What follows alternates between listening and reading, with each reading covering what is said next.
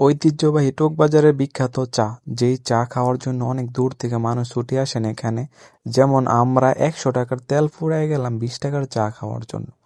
তো দেখুন উনি কিভাবে চা তৈরি করে। একটা পাত্রে প্রথমে গরম পানি করে রাখছে, সেই পানিটা আবার অন্য পাত্রে ডালতেছে, সেখানে চা দিয়ে চা বানাবেন প্রথমে আর কি।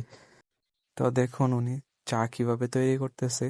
আর এখানে কিন্তু প্রচুর মানুষ আসে সব সময়।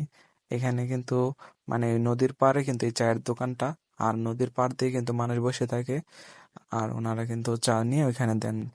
নদীর পাড়ে বসে চা খাওয়ার মজাই আলাদা, অনেক সুন্দর একটা জায়গা। তো দেখুন উনি একসাথে কতগুলা চা বানাইতেছে। আর দেখুন এটি হলো সেই বিখ্যাত মালাই, যেই মালাই দিয়ে তারা চা তৈরি করে। আর সেই সুস্বাদু চা কিন্তু এই মালাই থেকেই বানানো হয়। আর এগুলা চাইলেও কিন্তু মালাই কিন্তু আপনারা এমনিতেও খাইতে পারবেন। অনেক সুস্বাদু, অনেক টেস্ট কিন্তু এই মালাই। দুধ জাল দিতে দিতে তারপরেই কিন্তু এরকম একটা অবস্থা আসে। দেখুন গাইস, দেখেই মানে খাইতে ইচ্ছা করে, সুস্বাদু ইয়াম।